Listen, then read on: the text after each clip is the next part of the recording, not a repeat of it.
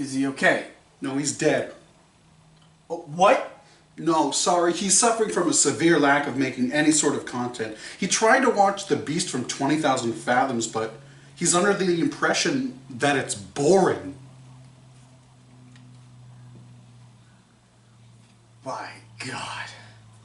So what does he have to do? I guess he has to review it. No. No. I'm not a film critic. I'm a Frankenstein or something else. Don't give me that! I don't believe in fate.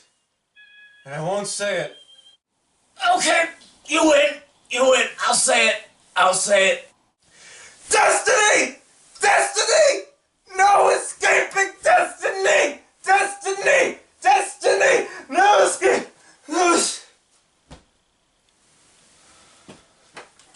I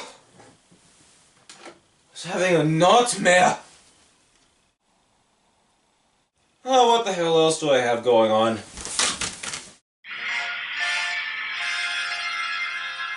Hello and welcome. As you can tell by the title, I'm the Obsessed Movie Man, O.M.M. A good majority of you are probably aware of who Godzilla is, a monster whose reckoning upon Tokyo was brought about by nuclear weapons. But did you know that he's not the first monster to have this backstory? No, that honor would go to the mighty Rhinosaurus in the film The Beast from 20,000 Fathoms. Based upon the short story by Ray Bradbury, The Beast from 20,000 Fathoms has a rather familiar plot, or at least an original plot when it was first released, in that nuclear weapons awaken a sleeping dinosaur that makes its way to New York City to cause massive mayhem. And there you go! That's the movie! See you later! Alright, I'll explain it a bit more, but honestly, if I'm being brutally frank, that's the only real interesting thing about the film. Don't get me wrong, I do consider this to be a classic creature feature, and yes, this was one of, if not the, original formula that started this whole genre. But I have to admit that throughout a lot of the film, I was rather bored. Now before you all kill me, let me say that there are really good things about this film, but unfortunately, there's a lot in this that, well, let's talk about it. I'll get the negatives out of the way first.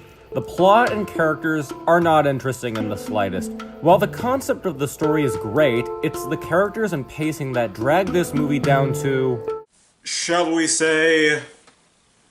20,000 Fathoms? You might be thinking, well, O.M.M, it's standard practice for these types of films to have skeptical characters that don't trust an individual's claims that a monster is loose. And you're right. That is standard practice for a film like this. But not for almost 30 minutes! Okay, let's be fair and say 20 to 25 minutes. It's still an ungodly length of time where we go through basically the same scene of an individual or more calling the protagonist crazy, but this type of scene is just repeated constantly with different characters. Pretty much the entire ensemble of characters are like, a dinosaur? Why, that's completely absurd! You must be crazy or something! Now, if you'll excuse me, I have to tell Larry Talbot how crazy he is for thinking that he's a werewolf.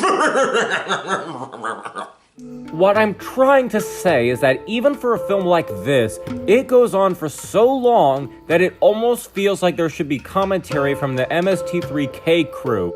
I will balance this out with a positive though. The cheesy opening narration over stock footage is still a cliche that I greatly enjoy.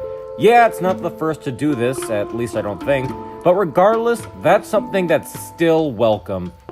But the whole skeptical scientist and government things aren't the only slow things in the film. Even the act of both attempting to rescue a man and trying to kill the beast is so long and drawn out that... Wait, what were we talking about again? Oh, right. The act of both attempting to rescue a man and trying to kill the beast is so long and... Wait! I'm sorry, I completely forgot again. What were we talking about? Oh yeah! Hold on, What was it? I think you get my point. There are so many scenes that are so needlessly long that I end up zoning out of the film, and that kills me because this is not just a Ray Harryhausen film. This was the first film Harryhausen worked on his own, where his first time working on a feature film was with his mentor, Willis O'Brien, on Mighty Joe Young. Fun side note, Willis O'Brien is the stop-motion expert who worked on King Kong. Wanted to bring that up because I love to add King Kong into a discussion anytime I can. But yeah, now that we have the main negative stuff out of the way, let's talk about what the film strives at, and let's be real, is the reason why anyone wants to see the film, that being The Beast and how it was brought to life by Harryhausen. Like I said before, this film was the first time Harryhausen worked on a low-budget film by himself. The film was made for about $20,000, so the filmmakers could only afford one model for the Rhedosaurus. And speaking of that peculiar name, Harryhausen has joked that people thought that the name was supposed to be his own name, Harryhausen, but with Saurus added at the end. But back to the fact that Harryhausen worked alone. The reason he did this was because he thought that no help would help his concentration. In fact, the only time he ever had help on a project was for Clash of the Titans.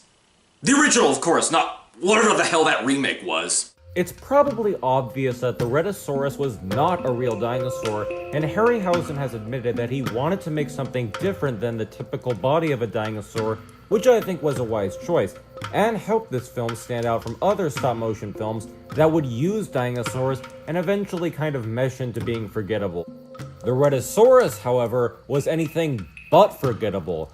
Even if you have not seen the film, there's a chance you might have at least seen a picture of this beast somewhere before, be it on a piece of art or maybe used as stock footage in another film.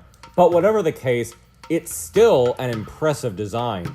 One of the clever ways Harryhausen had it appear that the Rhedosaurus was attacking the people of New York was that he photographed the actual set of scenes with people, then projected it on a small screen, and then put the beast inside it.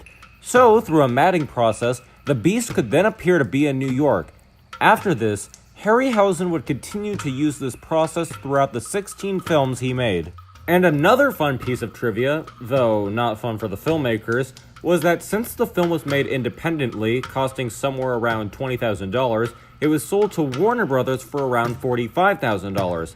Unfortunately for the filmmakers, the film was a huge success and ended up making millions. So what I'm basically getting at is that the concept of a monster being awakened by nuclear weapons is great, and that would go on to be used in countless monster films such as Godzilla and Gamera. But there's a ton of human scenes that feel not only too long, but feel like scenes that are repeated constantly, but with different characters. Honestly, the only reason why you should see this film is if you're a big fan of Ray Harryhausen and stop-motion animation. Harryhausen has even been quoted as saying, quote, "Hollywood is noted for glamorizing the actors, and I try to glamorize the dinosaur as well," unquote. Truer words have never been spoken. Thanks, this is an O.M.M review. This is O.M.M signing off. Jeez, what's out there? Man, where does all the weird stuff happen? Holy shit! It's just the T-Rex from Jurassic Park. It's so lazy, can't even get the oh my god! Oh my god, it hurts! It hurts so much, oh my god! Ow! What a world, what a world! Oh, where's he taking me? I don't know, I thought he was extinct to begin. Wait, why are we coming back? Oh god! Oh, thanks, this is an O.M.M review. This is O.M.M signing out!